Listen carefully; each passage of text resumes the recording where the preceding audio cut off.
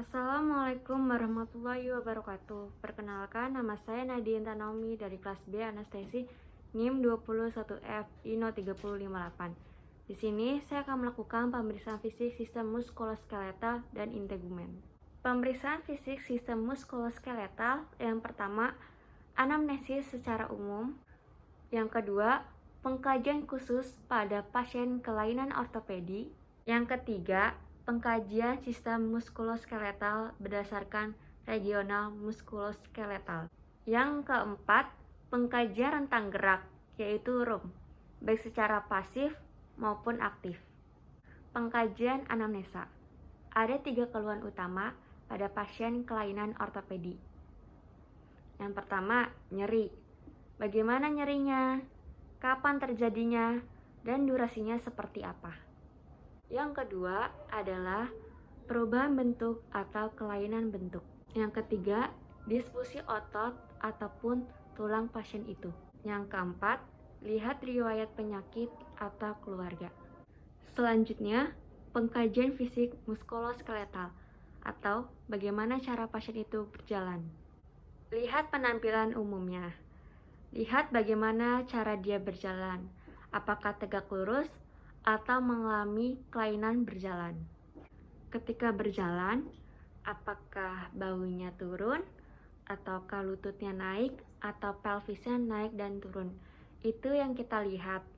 Cara berjalan ini yang kita lihat ada 3 hal. Yang pertama, analtalgi gait, step gait, dan yang ketiga, Trendelenburg. Mempersiapkan alat, kemudian mencuci tangan,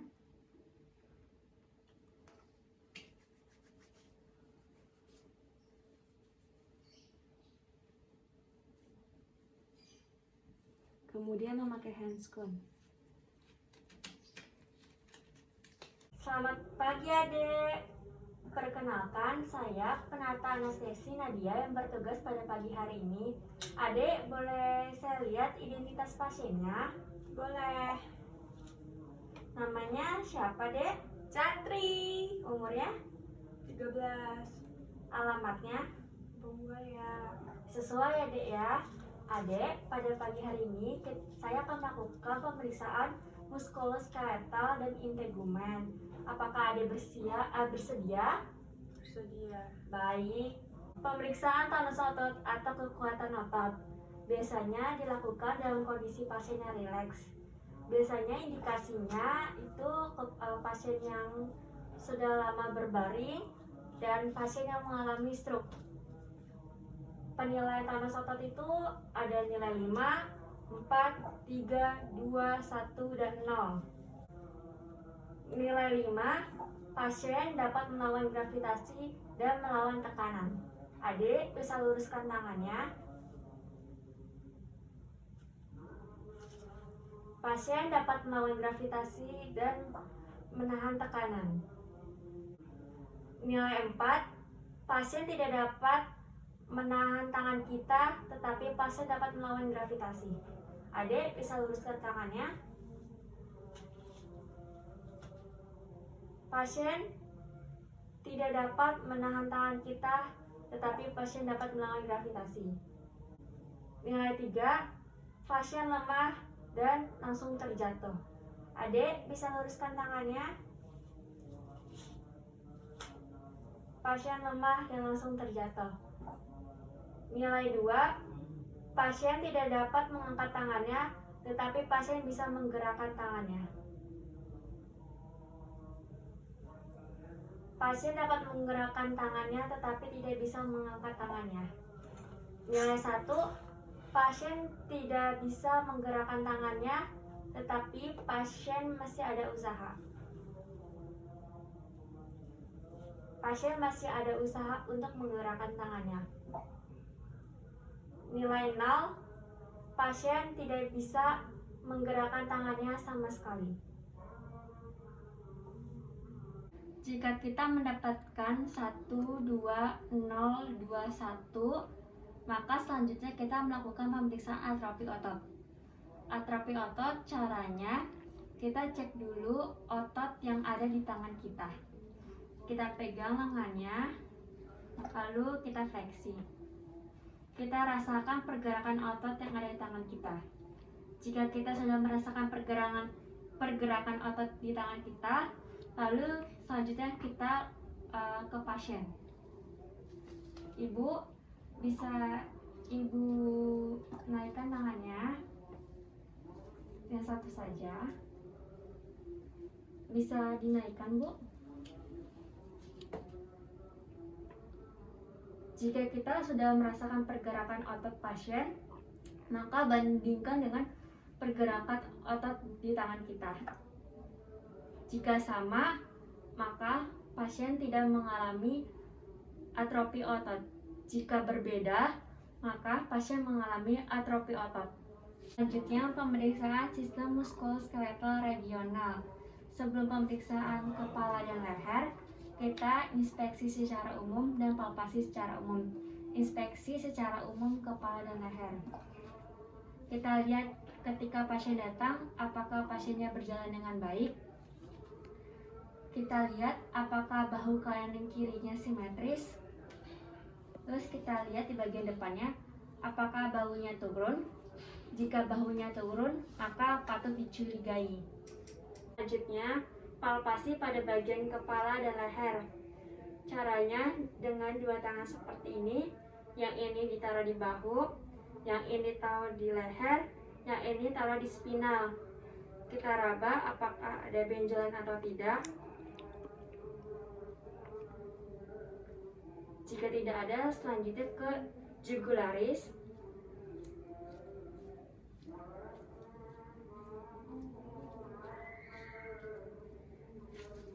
Selanjutnya ke bahu. Selanjutnya ke bahu kanan dan kiri. Tangan yang satu pindah. Ibu bisa angkat tangannya, bisa naikkan, turunkan. Ini sudah termasuk pemeriksaan ekstremitas bagian atas. Selanjutnya, pergerakan leher. Abduksi, aduksi, rotasi dalam, dan rotasi luar.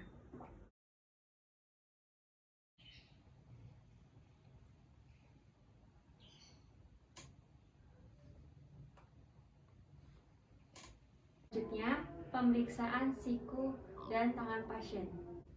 Untuk bagian siku, kita lakukan palpasi. Kita lihat apakah ada benjolan atau tidak.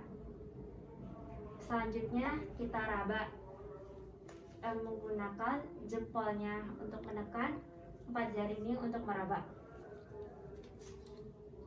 Apakah ada benjolan atau tidak. Selanjutnya, gerakan.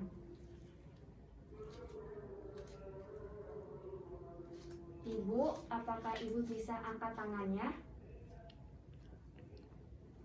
ke atas, ke bawah, ke belakang? Gini, Bu. Ya, bagus, Bu. Selanjutnya, pemeriksaan bagian lengan. Kita lihat apakah di bagian pergelangan tangannya ada benjolan atau tidak.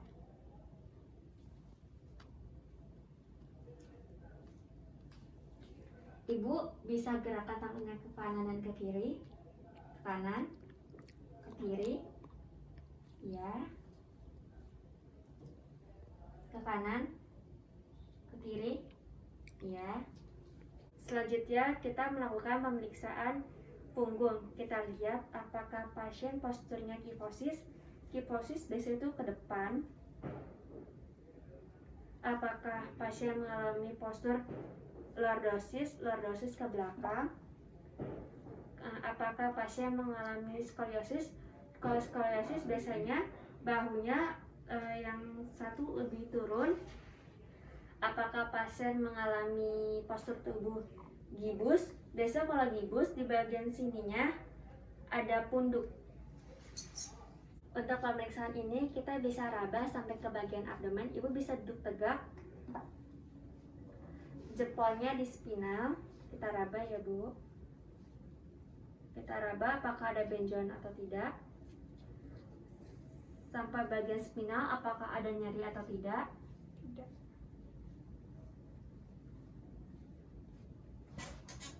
Selanjutnya, pemeriksaan pada bagian depan. Kita raba dari bahu hingga ke abdomen.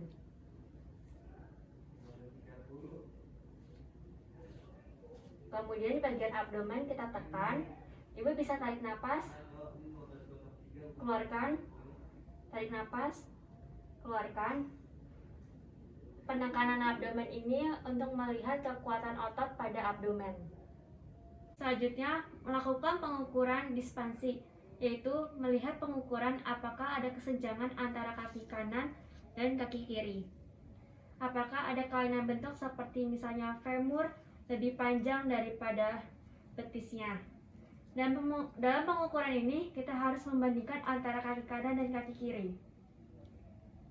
Kita mengukur jarak antara malleolus dan sias, dan yang kedua malleolus dan pusat. Ukurannya dari 0, dari malleolus ke sias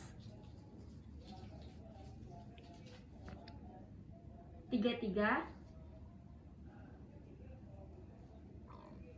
Kita bandingkan malleolus ke sias 33, lalu malleolus ke pusat 66. Selanjutnya, kita akan melakukan pengkajian khusus kepada pasien. Pengkajian yang pertama ada pengkajian Palens. Pengkajian ini sangat penting karena untuk melihat apakah pasien itu ada suatu sindrom atau tidak. Sindrom yang dimaksud seperti contohnya sindrom turnal kapal. Caranya adalah kita minta pasien untuk luruskan tangannya. Jika sudah, dilipat, kemudian ditarik, ditekuk lengannya, tunggu selama 60 detik atau 1 menit. Jika pasien atau kita mengalami kesemutan, maka patut dicurigai pasien itu mengalami sindrom turnal kapal. Baik kesemutannya itu sebelum 60 detik atau sudah 60 detik. Ini disebut dengan pemeriksaan Palens. Kesemutan di bagian mana? Bukan di bagian sini. Ini namanya pegel. Kesemutannya di bagian sini. Luruskan tangannya, Dek. Lipat. Kalau sudah lurus, tarik. Tekuk lengannya. Tunggu selama 60 detik. Apakah merasa kesemutan, Dek?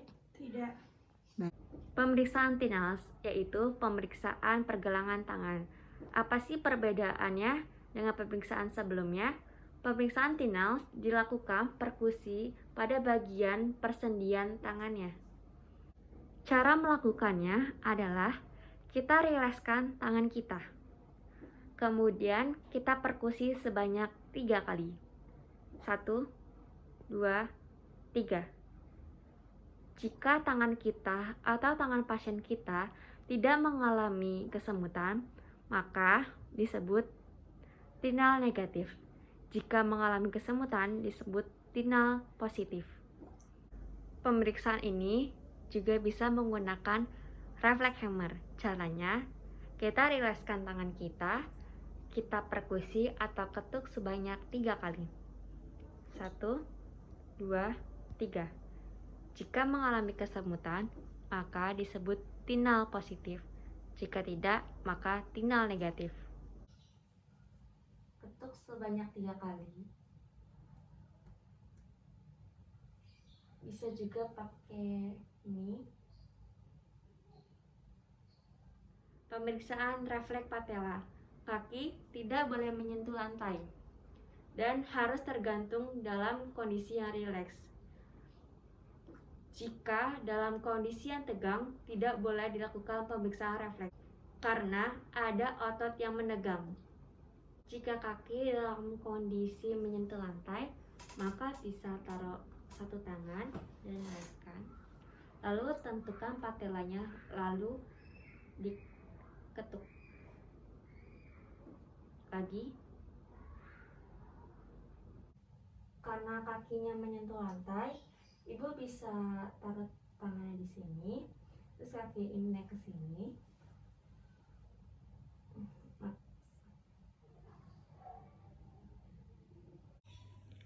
Selanjutnya kita melihat tanda benjolan, yang mana kita bisa lihat di lutut, dan kita lihat pergerakan patilanya. Dan lalu kita raba apakah ada gumpalan atau tidak. Jika tidak, maka tidak ada benjolan. Di sini pasien saya tidak ada gumpalan dan benjolan. Yang terakhir, kita memeriksa tanda balon, yang dimana kita hanya melakukan di area patelanya saja dan rasakan apakah ada gumpalan atau tidak. Di sini, pasien saya tidak ada gumpalan dan balon. Adik, pemeriksaan sudah selesai. Terima kasih atas kerjasamanya ya.